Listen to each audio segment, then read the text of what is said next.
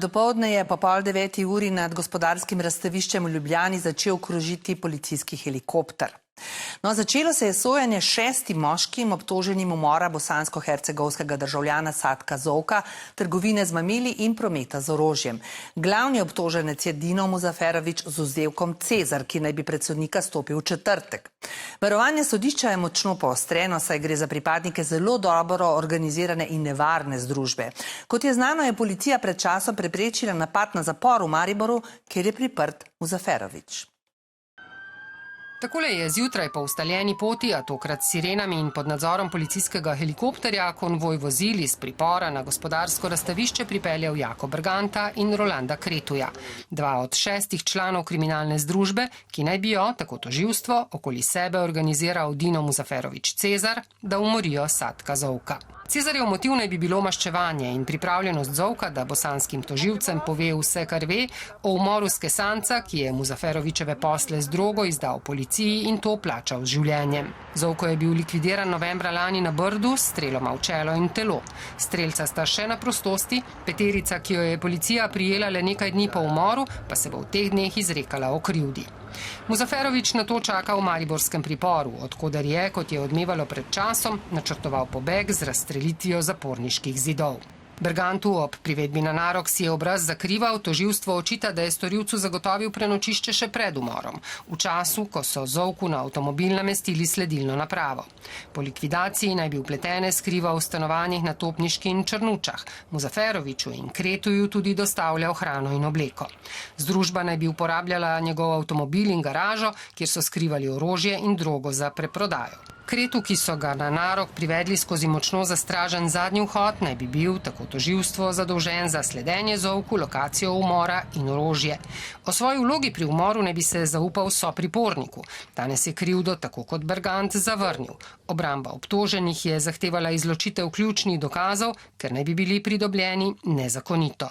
Kar ste slišali na naroku, to je to z naše strani v tej fazi. Drugo v interesu obrambe ne bomo. Odvetnika med drugim tožilstvu očitata, da je v spisu šele nedavno eno odredbo za tajno opazovanje nadomestilo z drugo. Tožilki bosta na navedbe odgovorili pisno. Njun prihod na narok je ob zamaskiranih in oboroženih policistih v neprebojnih jopičih danes prav izstopal. Prišli sta brez policijskega spremstva. Policija podatka o tem, kako ju varuje, če sploh, ne razkriva. In po naši povezavi pozdravljam profesorja Miroslava Žaberla z Fakultete za varnostne vede. Dober večer. Kako varnostno tvegano je sojenje domnevnim pripadnikom zelo glasnega kavaškega in škalerskega klana? Videli smo danes helikopter, specialne policiste na hodnikih. Kaj so te neke največje nevarnosti?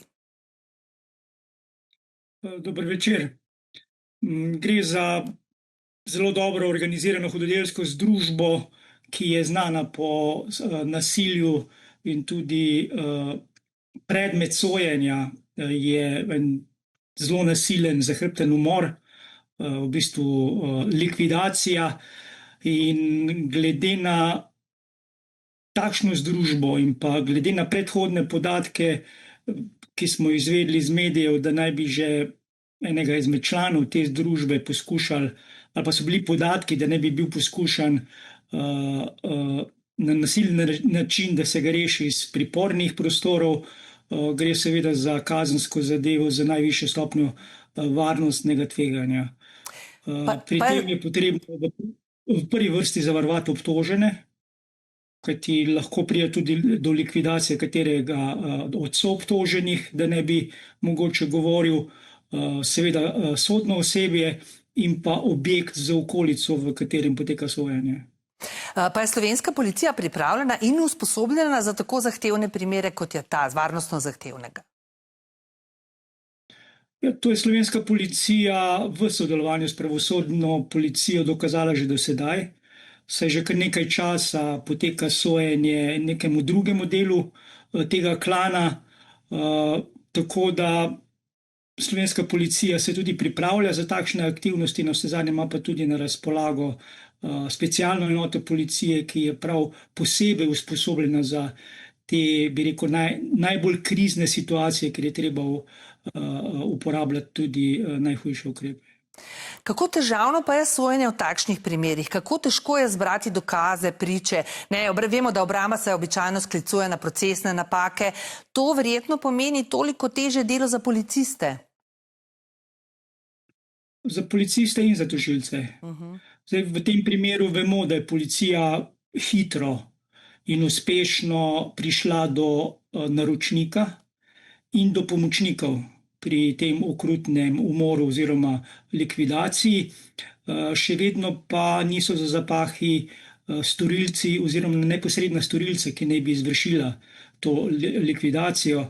Da bo delo tožilcev zahtevno, se je izkazalo že na prvem dnevu predobravnavnega naroka, ko je obramba že pri prvih dveh obtoženih zahtevala izločitev določenih dokazov, ki so bili pridobljeni ali pa ki naj bi bili pridobljeni s tajnim opazovanjem. No, o Kavaškem in Škaljarskem klanu vemo, da sta v sporu, ampak zelo dobro organizirani in zelo nevarni. Kako je policija učinkovita v boju s tako organiziranimi združbami? Ker vemo, da so bile aretacije, mednarodno sodelovanje policije, vedno znova prihaja do umorov, ampak organizacije delujejo naprej. Da, gre za eno dobro organizirano kriminalno združbo, pri katerem velja hierarhični sistem in gre za izjemno nasilno hudodelsko združbo, kjer je seveda preiskovanje takšnih kaznivih dejanj težavno tudi zaradi tega, ker neposredne priče seveda ali pa sodelujoči ne bodo govorili, če pa bodo spregovorili, bodo pa likvidirani. Zdaj, Slovenija še vedno velja za varno državo, je sicer res, da država, ki je na delu tako imenovane balkanske poti, kjer se predvsem prekupčuje z mamili, vendar je na srečo bolj prehodna država in ne tista ciljna država, kjer bi se vse te poti stekale. Se pravi, ni dejstvo, da je tudi Slovenija del te organizirane mafijske organizacije in torej tudi te delujejo pri nas, da se moramo pa s tem dejstvom sprijazniti. No, ne moramo se delati utvare, da tega pri nas ni. Tudi pri nas so organizirane hudodelske združbe, tudi pri nas smo ugotovili, da delujejo posamezne celice tega kavaškega klana, ni pa pri nas epicentra. Najlepša hvala za vsa pojasnila in za sodelovanje v naši oddaji in lahko noč. Tudi vam lahko noč.